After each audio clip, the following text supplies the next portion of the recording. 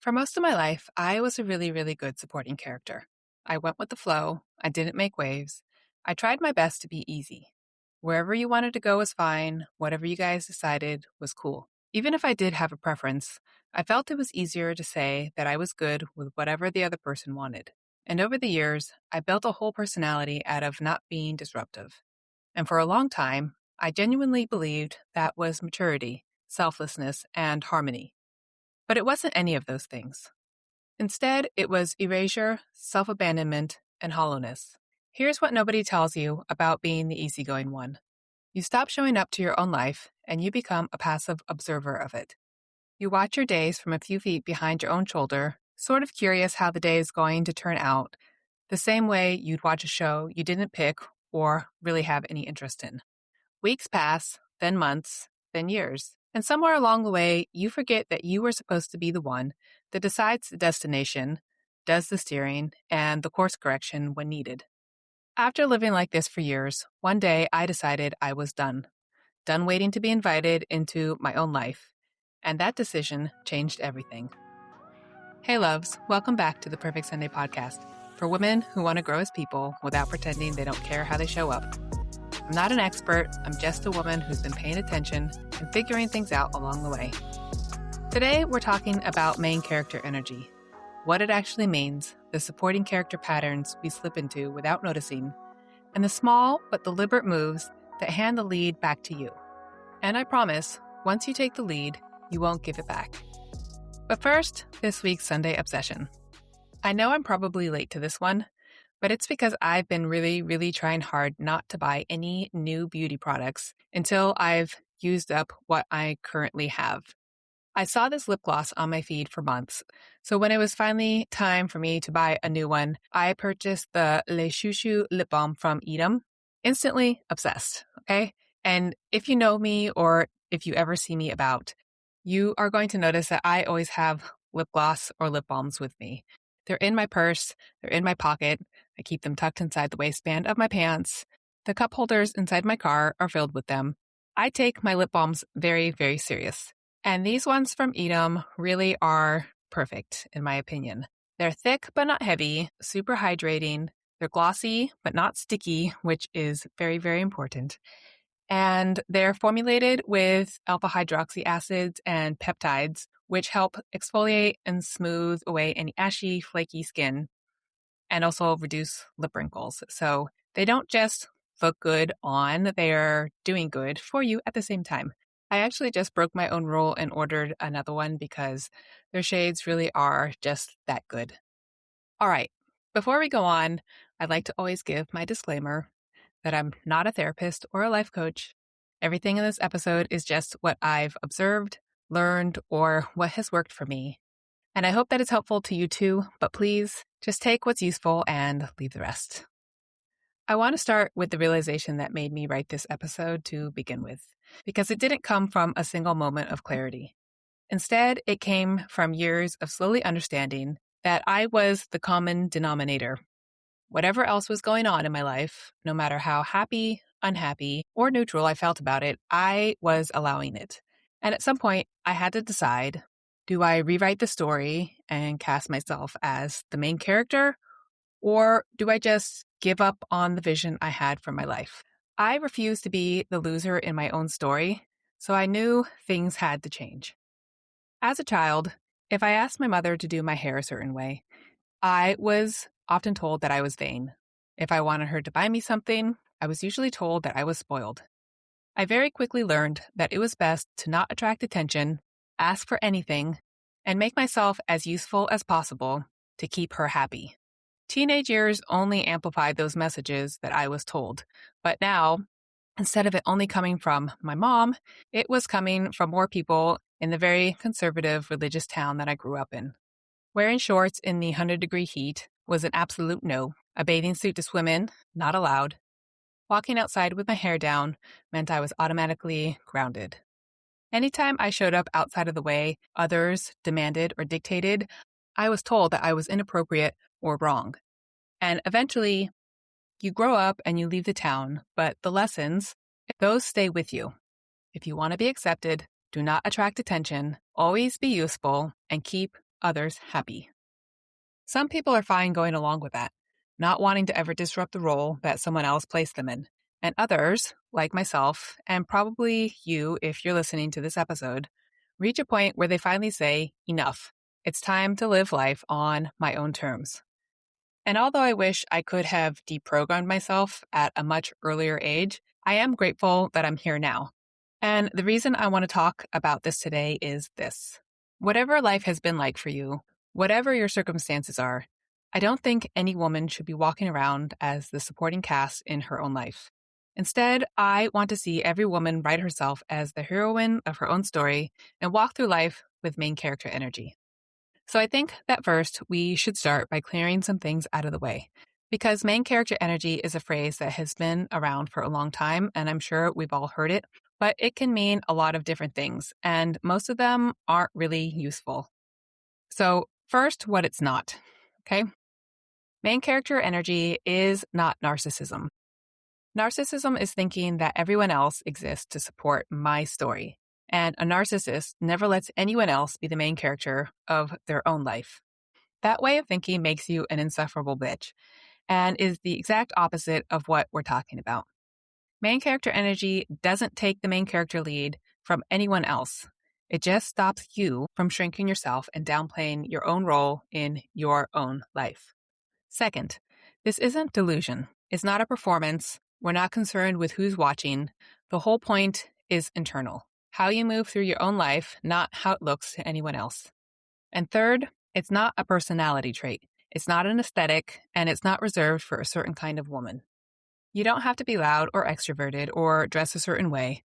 In fact, some of the most main character women I know are extremely quiet people.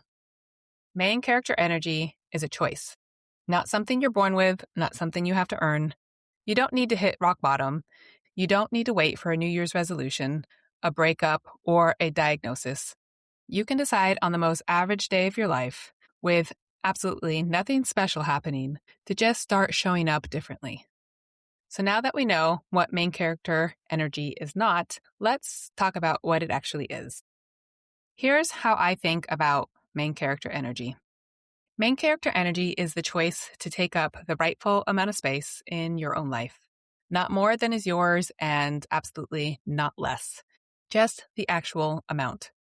It means you own your own narrative. You stop outsourcing the story of your life to other people's opinions, and you get assertive, not aggressive, not loud, just unapologetic about who you are and what it is that you need. You speak up for yourself even when it's uncomfortable.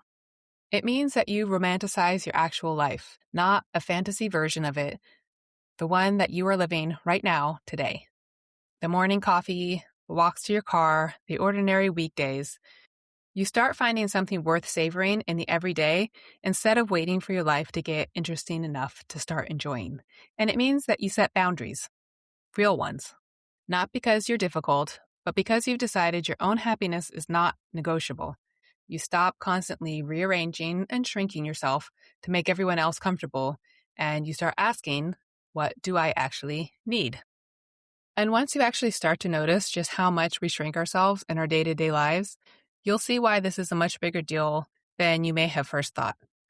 We shrink ourselves when we over-apologize before asking a simple question, when we laugh off a compliment instead of just saying thank you, when we apologize when someone else bumps into us, when we dim the outfit down before leaving the house and shrink our excitement so we don't seem like we're too much.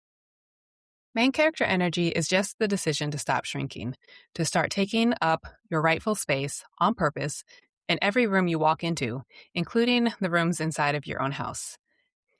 And here's the most important thing. It's not a feeling, it's a practice. You don't wake up one day and feel like the main character. You do one main character thing, and then another, and then another, and then one day you notice that everything has changed, and it's because you've been quietly showing up for yourself 30 seconds at a time for months. And the part of main character in your own life is finally yours. Now let's circle back to the supporting character, because most of us can't fix the supporting character thing until we can actually see it or understand what it actually looks like. And the thing about these patterns, they are very, very sneaky. They don't feel like shrinking yourself when you're doing them. In fact, they usually feel like you're being a good person. So I am going to read you a list, and you can just kind of notice if any of these things sound familiar to you. Number 1 on the list of supporting character patterns is never having a preference. So someone asks you where you want to go for dinner, what you want to do this weekend, what movie you want to watch, what do you want to do for your birthday? And the answer is always some version of, I don't know, I don't care, or what do you want? You're not actually that easygoing. You've just lost the practice of having preferences out loud because at some point it felt safer not to need anything. Number 2 is the default apology. So constantly saying things like, sorry, I'm late. Sorry, I'm asking a perfectly reasonable question. Sorry, I'm talking. Sorry for texting. Sorry for breathing. Sorry. Everything is always an apology. Sometimes a sorry is necessary and should be spoken aloud when you actually hurt someone or when you've actually done something wrong. But most of our sorries have nothing to do with any type of wrongdoing. They're just a reflexive shrinking, apologizing for existing in a space that we're allowed to be in. So listen for it this week. Start paying attention to just how often you say sorry throughout the day, because I promise you that you will be shocked by how much that word comes out of your mouth.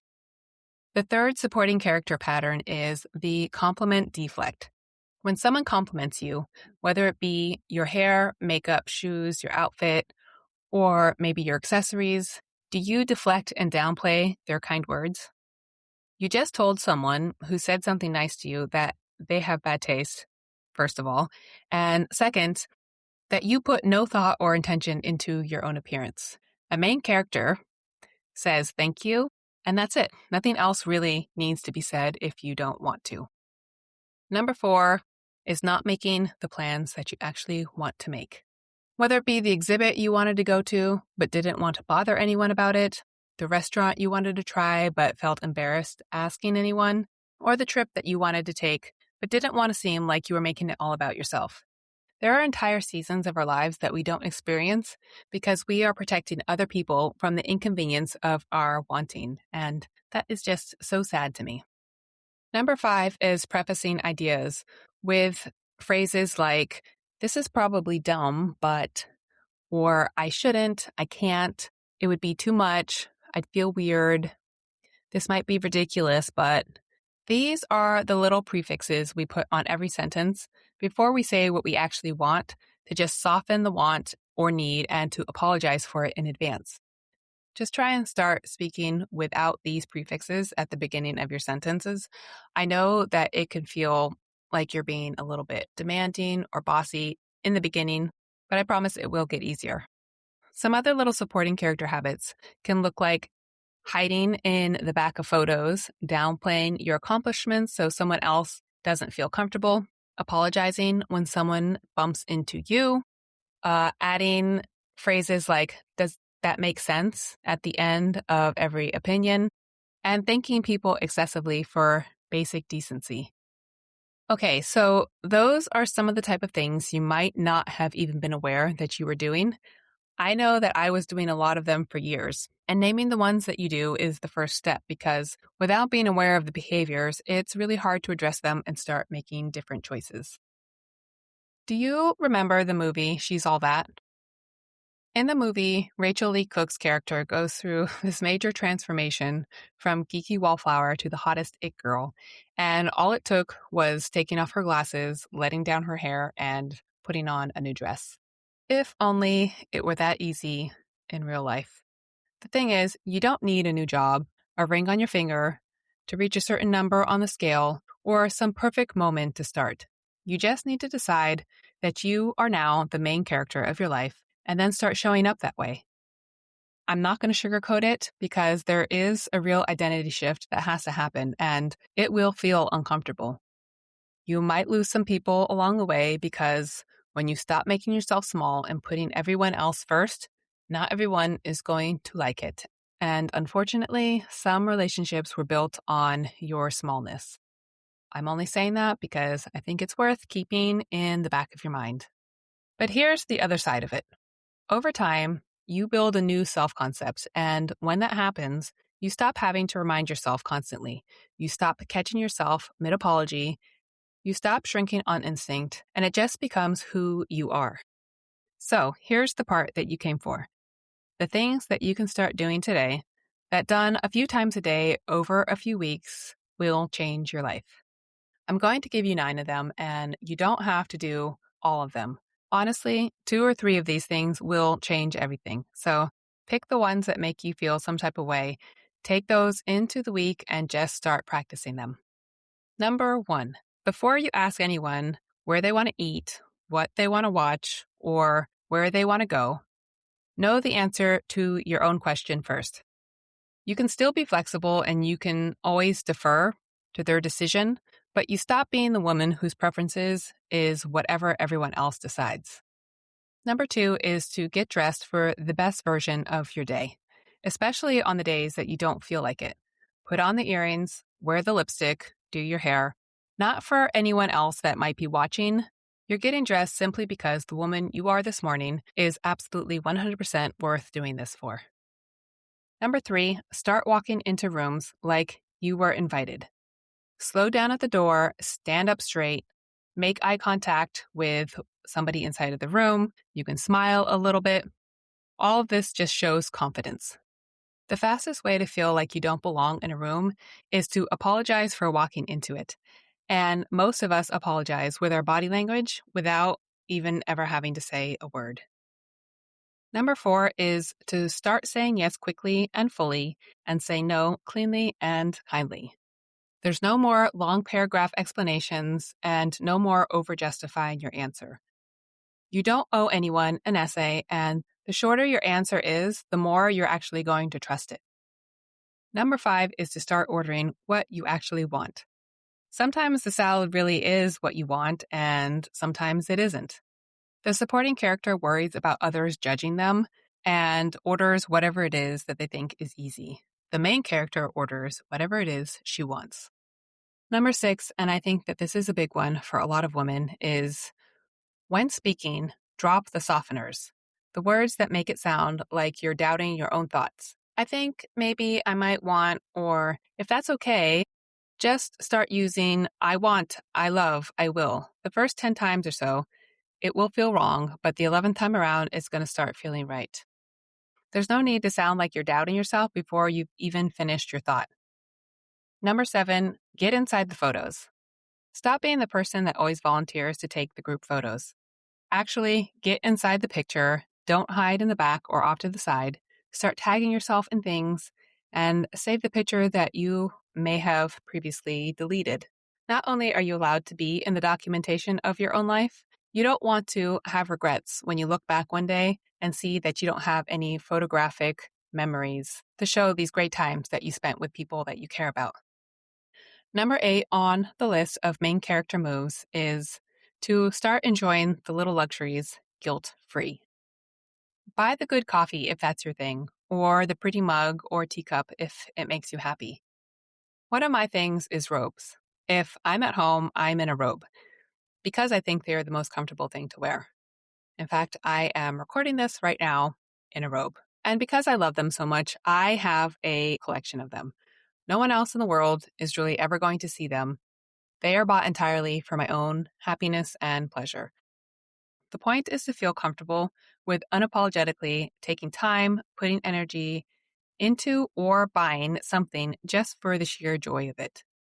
We only have this one life, and the small luxuries just make it that much better. And you're worth it. The last item on this list is to start catching the negative thoughts and the inner voice that's doubting you and redirect it. Out loud if you can, in your head if you can't. And just know that when you're redirecting your thoughts, you don't have to believe them at first. That's not the point. The point is the repetition. Positive self-talk literally rewires your brain over time, and the woman you're talking to is always, always listening to every single word and thought that we say and think. So always keep the thoughts good and keep the thoughts positive. Before we go, I want to leave you with one question that you can always ask yourself whenever you're feeling stuck, unsure, or doubting yourself. And that is simply, What would the main character of this life do right now? And you'll know. The answer is almost always the slightly more visible, slightly more honest, slightly more you-centered choice. This question works because it cuts through all the noise. Who will be mad? What will people think? Or am I even allowed to do this? And goes straight to the woman who already knows what it is that she needs. So here is your challenge for the week. Pick whichever of the 9 main character habits that made you light up the most. But if you want my recommendation, start with this one. 3 times this week, before you ask anyone else what it is that they want, name your own preference out loud first. I want to get dinner at so-and-so. Would you like to join me? This is an incredibly simple and easy thing to just start doing. And it doesn't matter if it's dinner, weekend plans, or a Friday night movie. State what it is that you want first, and then ask other people their preferences. You're not going to ruin anyone's day doing this. You're not going to come across as bossy or selfish or too much. The most likely outcome is that the people around you will be really happy that someone else came up with an idea so that they don't have to be the person to always think of things. In closing, these are 3 things to carry into your week. 1, main character energy isn't narcissism. It isn't delusion, isn't a personality. It's the choice to take up the rightful amount of space in your own life, not more space than is yours, and not less. 2, you are not waiting to become her. You already have the role. Now it's up to you to start acting the part. And 3, main character energy is a posture. It's not a feeling. You do one main character thing and then another and then another. And one day, the woman in the mirror is just her, full-time without you trying. So pick 2 or 3 of your favorites from the list, and you can start working on them now, or you can start doing them tomorrow morning. If you enjoyed this episode, please share it with one woman in your life who you think would also enjoy it. And please subscribe to the show and leave a 5-star review and a kind comment. It helps the show grow, and I truly, truly appreciate it. Also, come find me on Instagram at Monti_Wheeler. Say hi, ask any questions, or leave a comment. I love hearing from you guys. And thank you so much for spending your Sunday with me. I'll talk to you next week. Love you.